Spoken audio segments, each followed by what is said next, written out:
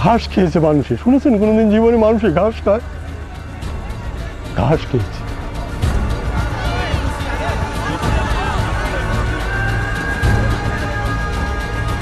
একটা গাছের নিচে গিয়ে বসলাম, গুলি চালালো, গাছ ফুড়ে বেরিয়ে গেল, গাছের নিচে ছেলেটারে আসল দিয়ে ডাকে নিয়ে বসেছিল। অন্তত 20 থেকে 30টা শিশু মরে এক জায়গায় লাট দিয়ে রেখে দিয়েছে, তাদের সৎ কাজ। আমার দুটো বাচ্চা মারা গেছে। 7-8টা শিশু দেখেছিলাম দাদা, হাত পোড়া হয়ে সব ঘরের ভিতরে মরে পড়ে আছে।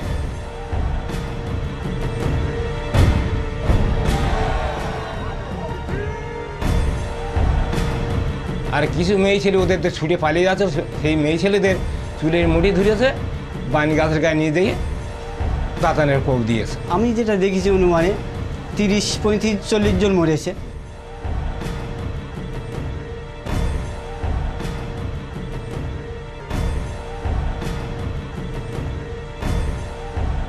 দেখলাম নিয়ে উঠাইয়েছে, আর সে দেখতে দেখতে চলে গেল। তার খোঁজ খবর আর কোনোদিন পেলাম না। ওরা রাত্রিবেলায় 2টোর সময় অসহায় মানুষদের উপর গুলি করেছে। যে লাশগুলো হয়েছে সেই লাশগুলো মাটিতে পুঁতে দেয়নি, পোড়ায়নি। টাইগার প্রজেক্টে নিয়ে বাঘকে ওরা খাইয়ে দিয়েছে। বাঘের লুকিয়ে লুকিয়ে খাচ্ছে।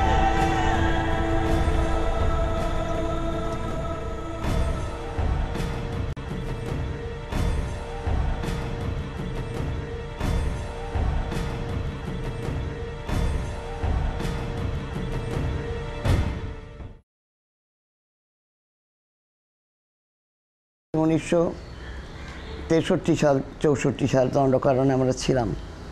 আর মরিঝাঁপিতে তারপরে অনেকের সময় আমার নোয়াখালীতেও দেখা হয়েছিল। কাজেই একটা খুব ইন্টারেস্টিং যে আমি যারা নোয়াখালীতে দেখা গিয়েছিল তাদের আমি দণ্ডকারণে দেখলাম, আর দণ্ডকারণে যাদের দেখা হয়েছিল তাদের আমরা কলকাতার ক্যাম্পে দেখলাম। কাজেই মনে হয় যে এই যে জনস্রোত একবার করে ছিন্নমূল হয়ে এক জায়গা থেকে আরেক জায়গায় যাচ্ছে, আরেক জায়গা থেকে আরেক জায়গায় যাচ্ছে, এদের কিছু কি করার আমার রাস্তা ছিল না? আমরা সব উঠেছি দ্বীপের ওপরে। উঠেই প্রথম যে দৃশ্য, যে চারদিকে সমস্ত ভাঙা চোরা অবস্থায় পড়ে আছে, মনে হচ্ছে পুরো দ্বীপটার ওপরে বুলডোজার চালিয়ে দেওয়া হয়েছে। যে ঘর থেকে যে বেরিয়েছে, ঘরের আসবাবপত্র নিয়ে যেতে পারেনি বেচারিরা। যতটা আমরা ঘুরলাম সমস্ত আইল্যান্ডটাতে কোনো জায়গা মানে দাঁড় করানো কোনো ঘর দেখিনি আমরা। সব মাটিতে ধুলিসাৎ। কীভাবে করলো? Total distraction. বসিরহাট শহরের সেই স্টেশনে কাতারে কাতারে উদ্বাস্তু, খালি গায়ে, না খেয়ে মরছে, এক ফোঁটা দুধ নেই। ভারত সেবাশ্রম সংঘ আর রামকৃষ্ণ মিশন তাদের সাহায্যের হাত অকাতারে বিলিয়ে দিচ্ছেন, তাদের খাওয়াচ্ছেন। সেই সময় সিপিএমের থেকে সরকারি মানে মদতপুষ্ট পুলিশরা তাদের পর্যন্ত সেখান থেকে দুধ না দিয়ে তাদের শরীর তাড়িয়ে দেওয়া হয়েছে। আমি চোখের সামনে দেখেছি। আমরা একটা রিলিফ ওখানে পাঠাবো বলে আমরা ঠিক করলাম, আমরা পাঠালাম এই খাবারগুলো বা ওই জিনিসপত্রগুলো ওখানে পৌঁছে দেওয়ার জন্যে, কিন্তু ওরা পৌঁছে দিতে পারিনি, ওদের আটকে দেওয়া হয়েছিল। মাদার তেরেসার কাছে আমি যখন গেলাম, যে তখন এদের প্রায় 36,000, 30-35,000, 30,000-এর ওপরে ওখানে মরিঝাপিত হয়েছে, আর বাদবাকিরা এইখানে আছে, মানে হাসনাবাদ। কথাবার্তা শুনে শি এগ্রিড, দেখুন I will try to help. 3-4-5 পরের ডেট দিয়েছিলেন আমাদের, যদি এর মধ্যে যেন ফোন না আসে, বুঝলেন। ফোন যদি আসে, কেন যেখানে হেল্প করবার চেষ্টা করছি সেখানেই তাদের হাত আটকে দিচ্ছে গভর্নমেন্ট, বুঝলেন, গভর্নমেন্ট কিংবা গভর্নমেন্ট পার্টি। তো ওই লাস্ট দিনের ঠিক আগের দিন বসে আমার বললেন যে I am sorry mister Chatterjee, we can't go, neither we can explain in detail why you are not going.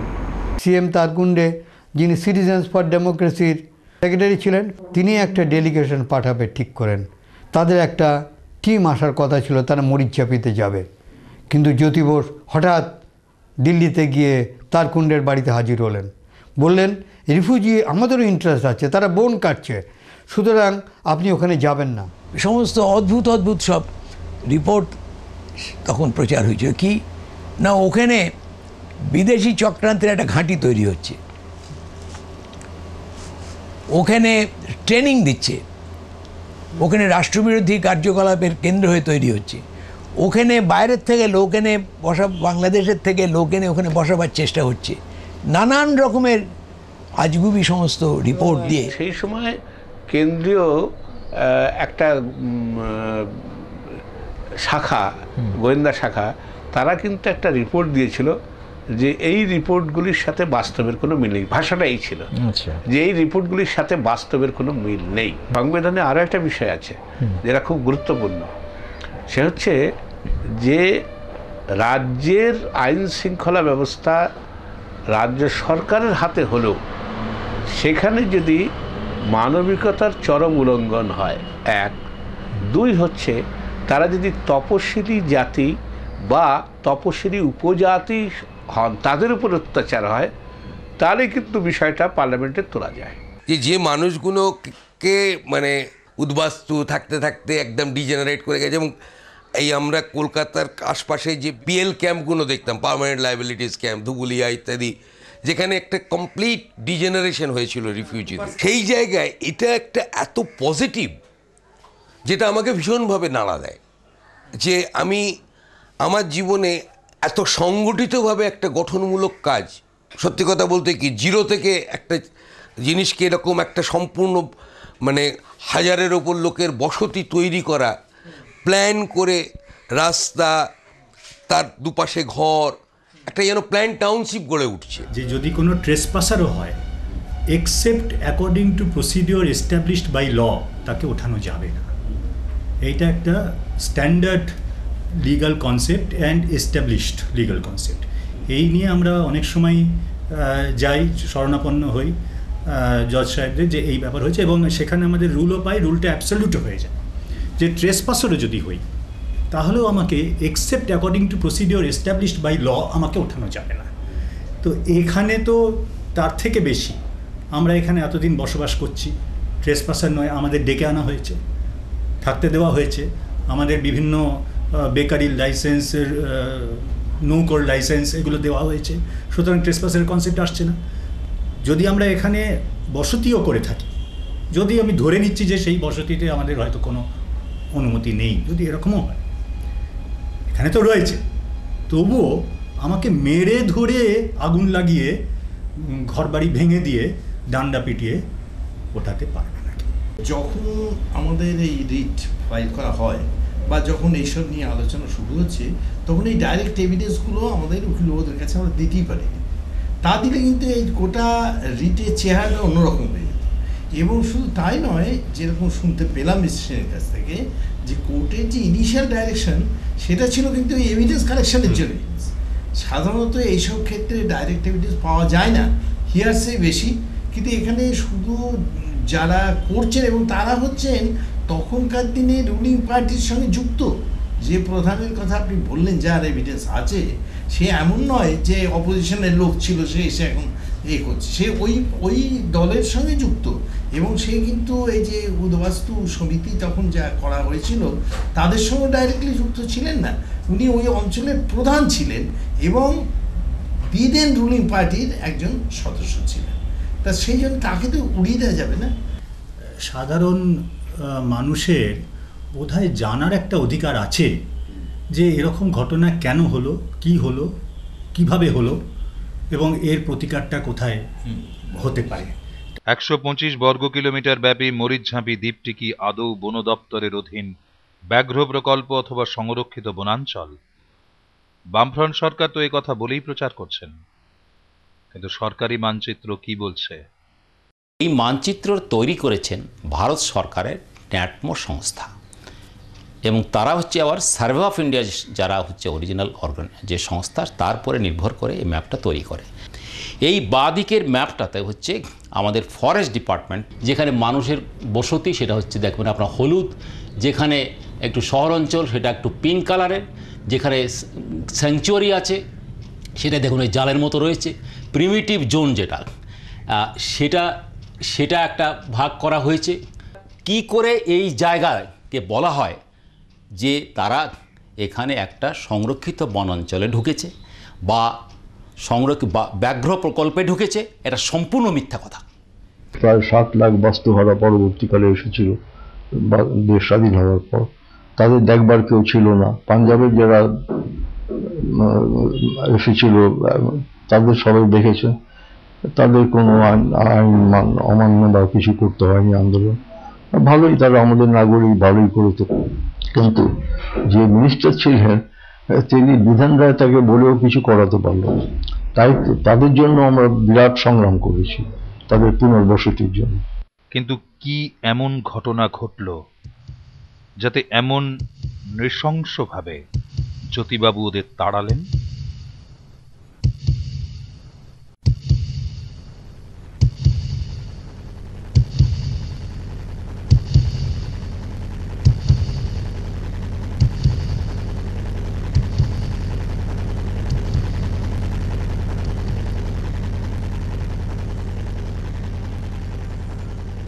সুদীর্ঘ স্বাধীনতা সংগ্রামের ফলপ্রাপ্তির ঠিক প্রাক মুহূর্তে গদি দখলের টানাপোড়েনে মাত্র কয়েকজন নেতার লালসা চরিতার্থ করতে ভাগ হল স্বপ্নের ভারত।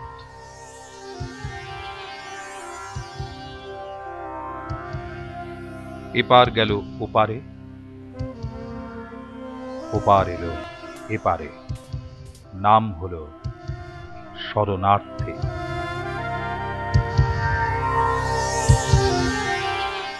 ওরা ভূমিপুত্র, স্বপ্ন জড়ানো বীজ ভূমি থেকে উৎখাত, নতুন ভূমির খোঁজে দিশেহারা। অধিকার থাকা সত্ত্বেও লক্ষ লক্ষ কৃষক স্বাধীনতার 60 বছর পর আজও খুঁজে পায়নি আপন সত্তাকে প্রথিত করবার ভূমি।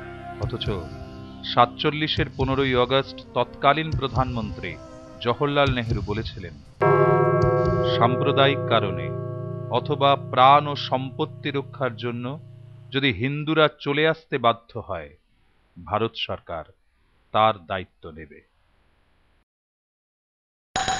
1949-এর দাঙ্গা, 1950-এর নেহেরু লিয়াকত চুক্তি, 1952 সালে ভিসা পাসপোর্ট চালু এবং মাইগ্রেশনের টোপ দিয়েও উদ্বাস্তু স্রোত থামানো যায়নি, গেল না আজও।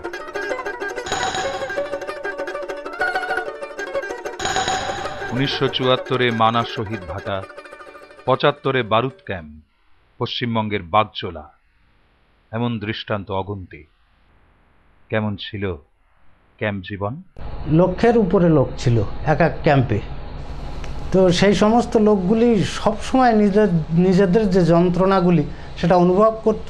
নিজেদের খাদ্য, পরিধেয় বস্ত্র এত নগণ্য ছিল যে বাইরে এই সমস্ত মানুষগুলি বাইরে বেরোলেই অন্য মানুষ চিনতে পারত যে এরা ক্যাম্পের মানুষ। যখন 64-এ এখানে মানা ক্যাম্পে আসি, একটু জল ছিল না। সকালবেলা একটা কলের গোড়ায় কমসে কম 5টা-6টা মার্ডার হয়ে যেত এক মুখ জলের জন্য। প্রখর রৌদ্রের দিনে মানুষ কাতলা মাছের মতো হাঁপাতে থাকে। ওই এক মগ জল গামছা ভিজাইয়া তাই দিয়ে গা পুষত স্নানের বদলে। তাতে এখানকার বালক আর বৃদ্ধ সব মরে গেল একেবারে। ট্রাক ভরে নিয়ে ফালাই দিয়ে আসতে লাগলো, পোড়াইতে লাগলো। 78 টাকার উপরে আর কাউকে দেওয়া হতো না মাসিক। আর তা দিয়ে পরিবার পোষণ করা খুবই দুষ্কর ছিল। মানুষ পশুকেও খাওয়ায় না এমন ধরনের খাদ্য খেতে মানুষ বাধ্য হয়েছে। এবং বসনের যে পরিণতি ছিল, সরকার কিছু কিছু বসন দিত আর সেগুলো পরিধানের যোগ্য নয়, কারণ সেগুলি ধুয়ে দেওয়ার সঙ্গে সঙ্গে মশারির মতো হয়ে যেত, ফাঁকা হয়ে যেত। কোনো মহিলা একটা কাপড়ে এক পেজ দিয়ে পড়তে পারতো না, পুরুষেও পড়তে পারতো না। 12 মাসে 13 পার্বণের গার্হস্থ্য জীবন খুইয়ে 8-10 বছর অতি নিম্নমানের ছন্নছাড়া জীবনে অতিষ্ঠ হয়ে হাজার হাজার পরিবার সুষ্ঠু পুনর্বাসনের জন্য যখন বিদ্রোহ করলেন, স্বাধীন ভারতের পুলিশ নির্বিচারে গণহত্যা করল, মহিলাদের ধর্ষণ করল। এটা 1974 সাল।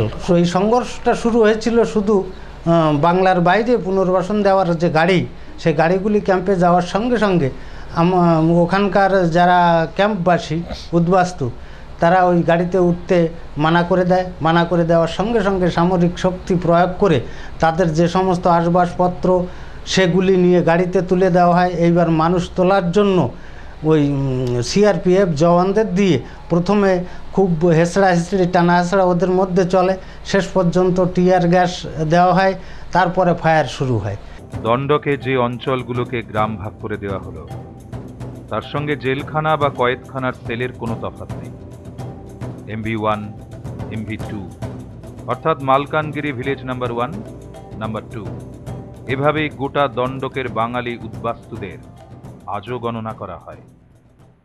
মানে ভিখারিদের যেমনি দেওয়া হয় তখনকার কথা বলছি, সেই পরিসরে 5 একর জমি দেওয়া দরকার। এই যে তোমার এরিয়া জঙ্গল পাহাড়ের উপরে দিয়েছে, তুমি সাফ করে, তুমি এটা জঙ্গল সাফ করে তুমি বানিয়ে নাও, তুমি মেহনত করে লেবার মজদুরি করে নাও। তখনকার দিনে কোথাও কোথাও পিচও পড়েনি, এবং যে সমস্ত পাহাড়ের উপরে চড়তে হতো ঘুরতে ঘুরতে ঘুরতে ঘুরতে ওর ভিতরে বমি করে, ওর ভিতরে কেউ মাথা ঘুরে পড়েছে, সেদিকে যে চালক, সে চালক আনার সময় লক্ষ্য করেনি যে ওর ভিতরে কিছু মানুষ আছে। তারা ঠিক মালবাহী ট্রাকের মতো ওগুলিকে নিয়ে এসে যখন আনলোড করে তখন দেখে কেউ অজ্ঞান অবস্থায়, কেউ বেহুশ অবস্থায়, কারো হাত পা কেটে গেছে, কারো মাথা ফেটে গেছে। এই অবস্থায় এনে এক জায়গায়, ধরুন এই অরুণ জঙ্গলের ভিতরে ঘন জঙ্গলের যে গাছগুলি, সেই গাছগুলির 1-1.5 হাত উপর দিয়ে কোনো রকম টাঙ্গি দিয়ে কেটে সেখানে একটু ফাঁকা করে কিছু তাঁবু পেতে দিয়ে সেখানে আনলোড করে দিয়ে ওরা চলে যায়। জঙ্গলের ভিতরে নিয়ে ফেলে দিয়েছে আপনাকে ওপেনলি। তখন বাঘ, জন্তু, জানোয়ার, ভালু এইগুলো শিয়ার ঘুরছে জঙ্গলে। গরু দিয়েছে সরকার থেকে, 2টো করে গরু দিয়েছিল, টিনের ঘর দিয়েছিল, মানে টিন দিয়েছিল, আমরা বানিয়ে নিয়েছি জঙ্গলে বাঁশবল্লি কেটে। রাত্রিবেলা বাঘ আসছে, দেখা যাচ্ছে, বাঘ এসে টেনে নিয়ে চলে যাচ্ছে গরু। প্রায় 1-2 দিন পরে সরকারি কর্মকর্তারা আসে খোঁজ নিতে যে ওখানে মানুষগুলোকে ফেলে আসা হয়েছিল, তারা যদি বেঁচে থাকে তাদের আহার্য দরকার, কোনো কিছু দরকার, সেইগুলিকে দেওয়ার জন্য এরা যেহেতু আমাদের খোঁজ নিতে এসেছে, আমাদের প্রাণের কথাগুলি তাদের কাছে বলা হয় যে আমাদের অন্তত এই অরুণ জঙ্গল থেকে যেখানে লোকালয় আছে, যেখানে মানুষের বসতি আছে, এখন দাবি আমাদের লোকালয় মানুষের কাছে নিয়ে পৌঁছে দাও। দণ্ডকারণ্যে ওদের নিয়ে যাওয়ার পর যে ব্যবস্থাটা করলো, সেখানে কোনো মানুষ থাকতে পারে না। 25 মাইল 20 মাইল সব দূরে দূরে দূরে ছোট ছোট ঘর করে দিয়ে, যাতে একজনের সঙ্গে আরেকজনের যোগাযোগ না হয় কোনো রকমে, তাদেরকে সেখানে থাকতে বললো। মাটি থেকে রস আর সবুজ শ্যামলিমা থেকে শ্বাস নেওয়া মানুষগুলো বাংলায় থাকতে চেয়েছে। দণ্ডকের মতো রুক্ষ জলহীন জঙ্গলে নির্বাসিত হয়ে বাঘ ভাল্লুকের ভক্ষ হতে চান।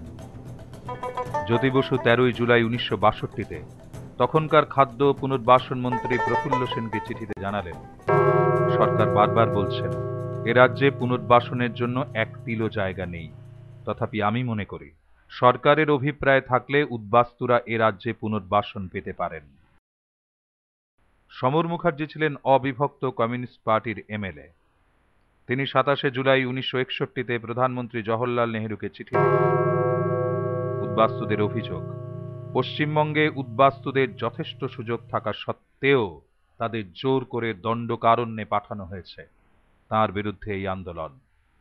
একথা উল্লেখ করা প্রয়োজন, পশ্চিমবঙ্গের মুখ্যমন্ত্রী এবং রাজ্যপাল সুস্পষ্ট আশ্বাস দিয়েছিলেন ইচ্ছার বিরুদ্ধে কোনো উদ্বাস্তুকেই পশ্চিমবঙ্গের বাইরে পাঠানো হবে না। আবার 1974 সালে কেন্দ্রীয় পুনর্বাসন মন্ত্রী খাদিলকারকে সমর মুখার্জি যে চিঠি লেখেন তাতে বলেছিলেন, পশ্চিমবঙ্গের সুন্দরবন অঞ্চলে উদ্বাস্তুদের পুনর্বাসন পাবার একান্ত ইচ্ছে। 25 জানুয়ারি 1975 ভিলাইয়ের জনসভায় উদ্বাস্তু নেতা সতীশ মণ্ডল, রাই হরণ বারুই সহ সব নেতাকে ডেকে এনে জ্যোতি বসু বললেন, সিপিএম পশ্চিমবঙ্গে ক্ষমতায় এলে উদ্বাস্তুদের পশ্চিমবঙ্গে নিয়ে যাবেন।